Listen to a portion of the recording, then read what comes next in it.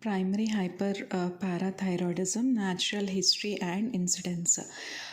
This primary hyperparathyroidism, it is a generalized disorder of calcium, phosphate and bone metabolism due to an increased secretion of PTH. So what is happening in this primary hyperparathyroidism is there will be increased secretion of PTH. PTH is the main hormone. So because of this increased secretion of PTH, there is a disorder of calcium, phosphate and bone metabolism.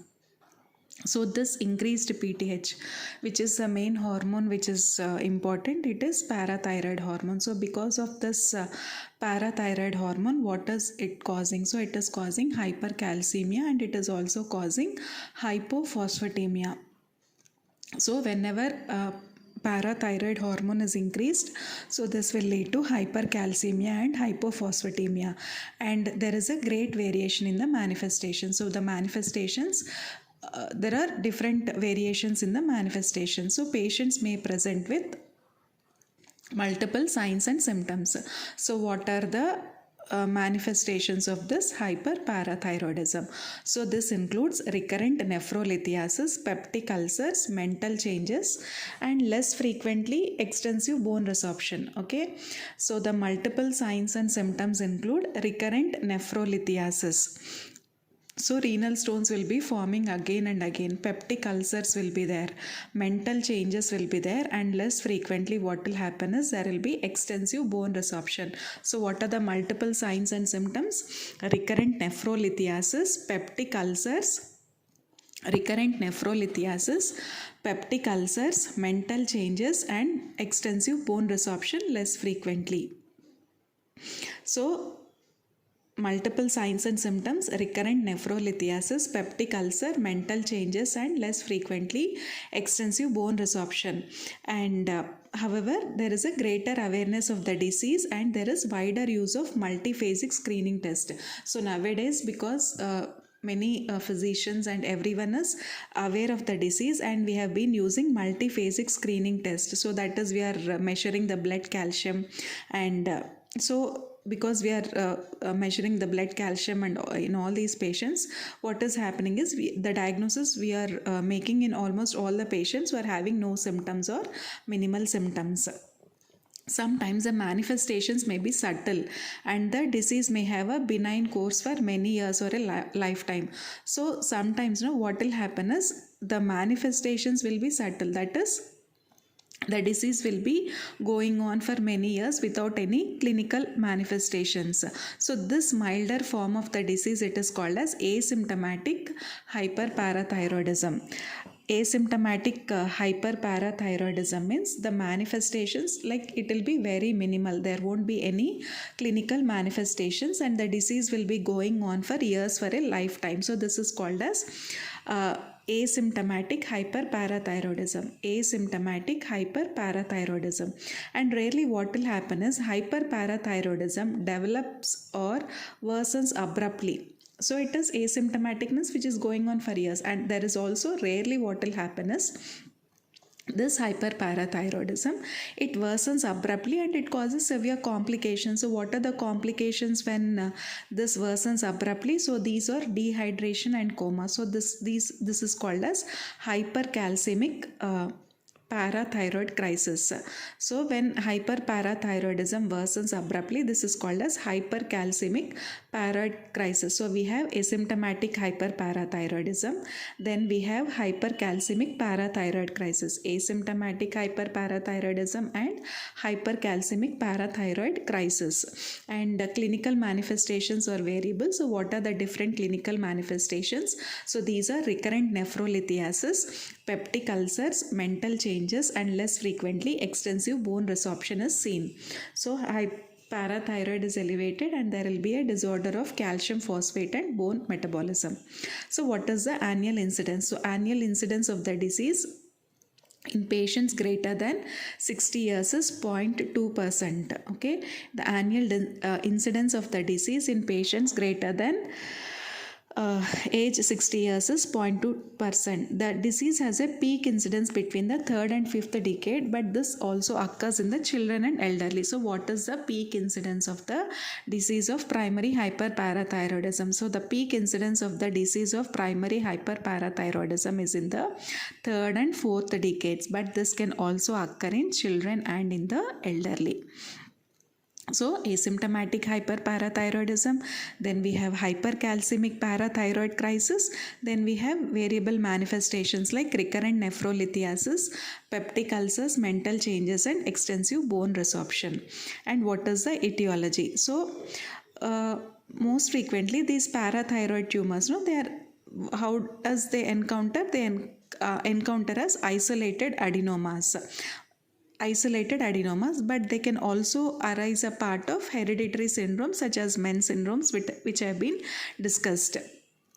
And 10% of patients with hyperparathyroidism, they are found to have mutations in one of 11 genes. So 10% of hyperparathyroid patients, they have mutations in one of 11 genes, and these parathyroid tumors, they could be isolated adenomas, or they can be associated with endocrinopathies, or they can also be associated with underlying disorders. So what are the underlying disorders? It could be a chronic renal failure or sometimes excessive stimulation such as lithium therapy.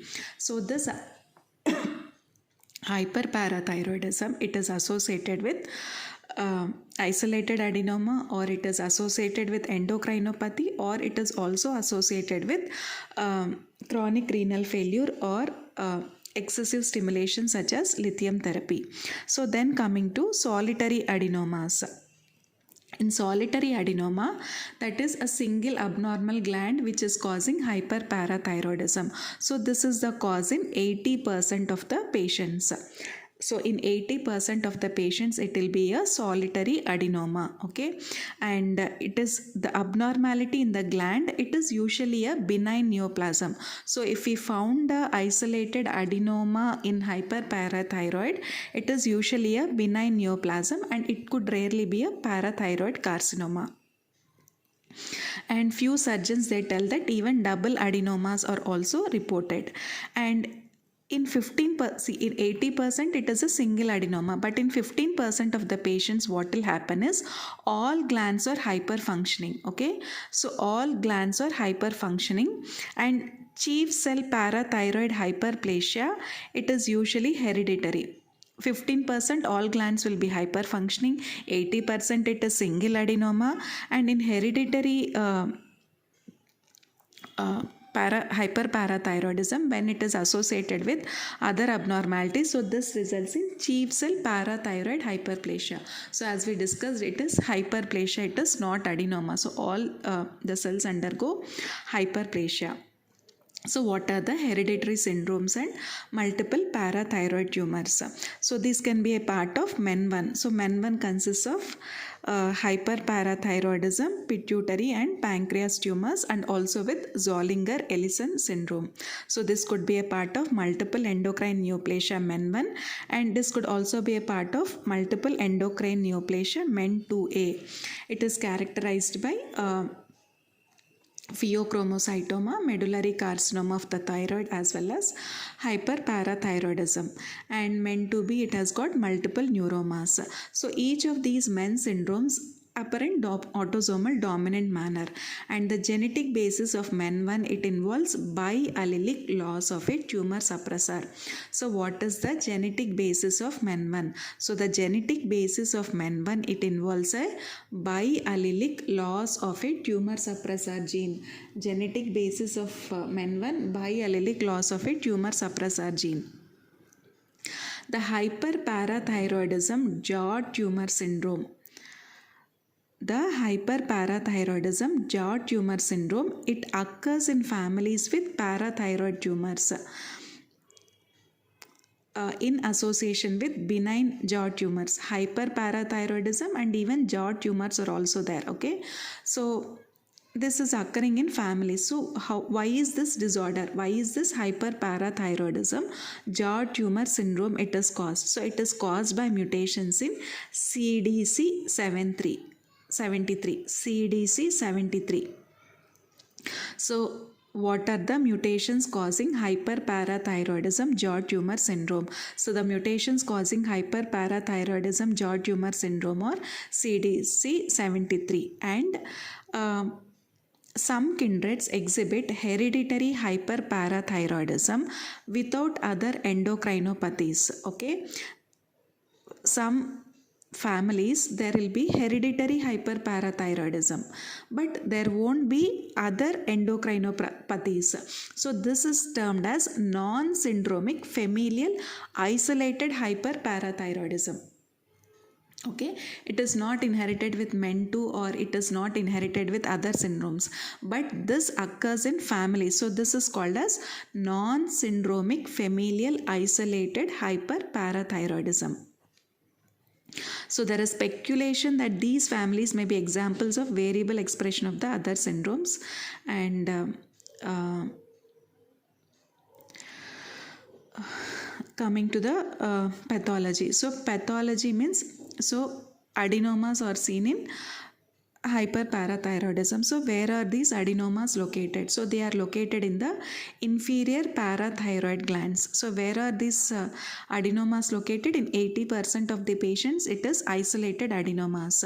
They are located in inferior parathyroid gland, but in few patients, that is in almost 10% of the patients, these adenomas may be located in the thymus, thyroid, pericardium, or behind the esophagus. But in 10% of the patients, what will happen is these adenomas, they can be located in the thymus, thyroid, pericardium, or behind the esophagus. Adenomas are usually 0.5 to 5 grams in size, but they can be very large adenomas. Instead of 5 grams, they can be very large adenomas as 20 grams. So what are the cells which are predominant in hyperplasia and adenoma? So these are the chief cells. So chief cells are predominant in hyperplasia and adenoma. So with chief cell hyperplasia, the enlargement may be so asymmetric that some involved glands appear grossly normal. With chief cell hyperplasia, the enlargement may be asymmetric. If generalized hyperplasia is present, what will happen is, if we do a histological examination, because there is a generalized hyperplasia, what we can see, we can see a uniform pattern of chief cells. And if generalized hyperplasia is there, what we can see is, instead of chief cell hyperplasia, it will be asymmetric. If there is a generalized hyperplasia, what we can see is uniform pattern of chief cells and disappearance of fat will be there. Okay, so there is a uniform pattern of chief cells and there will be disappearance of fat. And so that is why we have to do a microscopic examination of biopsy specimens of several glands to interpret the findings at surgery. So we have to do a biopsy of all different glands, whether it is a asymmetric chief cell hyperplasia or if there is a generalized hyperplasia, that is of all the glands. And then coming to parathyroid carcinoma. Parathyroid carcinoma, it is not aggressive. Though it is a carcinoma, it is not aggressive. Okay, long-term survival without recurrence is common because it is not aggressive. Patient the survival, long-term survival is without recurrence is common. But at the surgery, what has to be done is the entire gland is removed without any rupture of the capsule. So during surgery, the surgeons have to be careful that entire gland is removed with rupture of the capsule. If you have a recurrent parathyroid carcinoma, it is usually slow growing. Even though recurrence is there in parathyroid carcinoma, it is slow growing with local spread in the neck, and even surgical correction we can do for that recurrent disease. So what we have to say that parathyroid carcinoma is not aggressive. If we have to be very careful without rupture of the capsule. But sometimes parathyroid carcinoma is more aggressive. So if it is more aggressive, definitely it will cause metastasis. So where does it metastatize? So it goes to lung, liver and bone. And it may be difficult to appreciate initially that a primary tumor is carcinoma. Okay, it may be difficult to appreciate that a primary tumor is carcinoma. So increased number of mitotic figures and increased fibrosis of the gland stroma may precede invasion. Supposing if we do some biopsy, if there is some invasion into the surrounding tissue, we can say that it is a malignancy. But sometimes what happens is it is difficult to appreciate initially because there will be increased number of mitotic figures and increased fibrosis. So then we have to it may precede invasion and then it will be made in retrospect. And hyperparathyroidism from a parathyroid carcinoma and benign primary hyperparathyroidism, how to distinguish? It is generally indistinguishable. Okay, but there is some clue. So a potential clue to the diagnosis is offered by the degree of calcium elevation. So what is that clue? So calcium values of 14 to 15 or frequent with carcinoma, that is in parathyroid carcinoma patients, if we do a serum calcium levels, they will be like almost 14 to 15 milligram per deciliter. And so this will alert the surgeon to remove the abnormal gland with care to avoid the capsular rupture. So what is the potential clue to say whether it is a primary hyperparathyroidism or a malignancy? That the elevated levels of calcium. So chief cells are predominant in hyperplasia and adenoma. Adenomas are 5 grams in size. And then we have hyperparathyroid jaw tumors. These are benign jaw tumors. So what is the abnormality associated? It is CDC73. And so non-syndromic familial isolated hyperparathyroidism. And then we have MEN1 and MEN2. In MEN1 it is mostly biallelic inactivation of tumor suppressor gene. Asymptomatic hyperparathyroidism is seen and sometimes hypercalcemic parathyroid crisis is also seen. The multiple signs and symptoms include nephrolithiasis, peptic ulcers, mental changes and bone resorption.